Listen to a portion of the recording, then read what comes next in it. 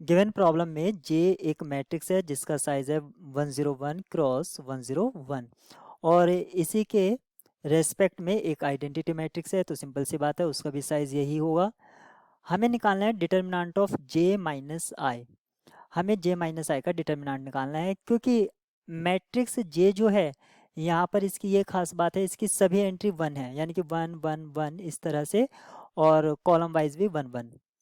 अगर कोई भी मैट्रिक्स इस टाइप से है जैसे कि सी सी सी, सारी एंट्री उसकी सी है, तो इस मैट्रिक्स का जो रैंक होगा रैंक वन होगा। कैसे होगा? क्योंकि एक सिमेट्रिक मैट्रिक्स होगी, सिमेट्रिक।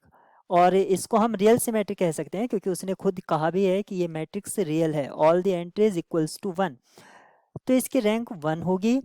और रैंक वन यहाँ पर क्या बता रही है? रियल सिमेट्रिक मैट्रिक्स के लिए रैंक बताती है number of non zero eigen values.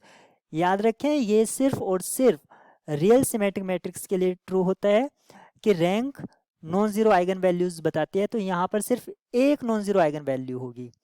अब इस मैट्रिक्स का रो सम और कॉलम सम सभी का सब कितना होगा? एनसी, क्योंकि इसका अगर मैं साइज मान लेता हूँ एन क्रॉस एन, तो इसका रो सम कितना होगा? एनसी। तो एनसी एक आइगन वैल्यू होगी जो कि नॉन जीरो होगी और बाकी आइगन वैल्यूज क्या होंगी? जीरो होंगी। पर्टिकुलरली इस क्वेश्चन में ये इसका जो साइज था 1 क्रॉस 1 इंटू 1 क्रॉस 1 था और सभी एंट्रीज वन थी।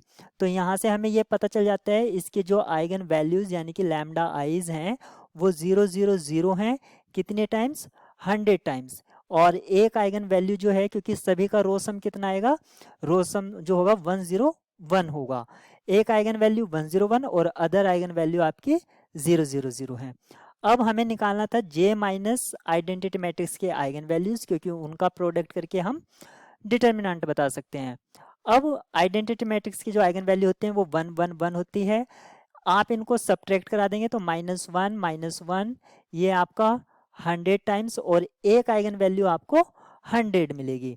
अब इन सब का प्रोडक्ट जो मिलेगा, क्योंकि सभी -1 100 टाइम्स हैं, तो यहाँ से +1 मिलेगा और 100, यानी कि +100 इस मैट्रिक्स जे माइनस आई का डिटर्मिनेंट होगा।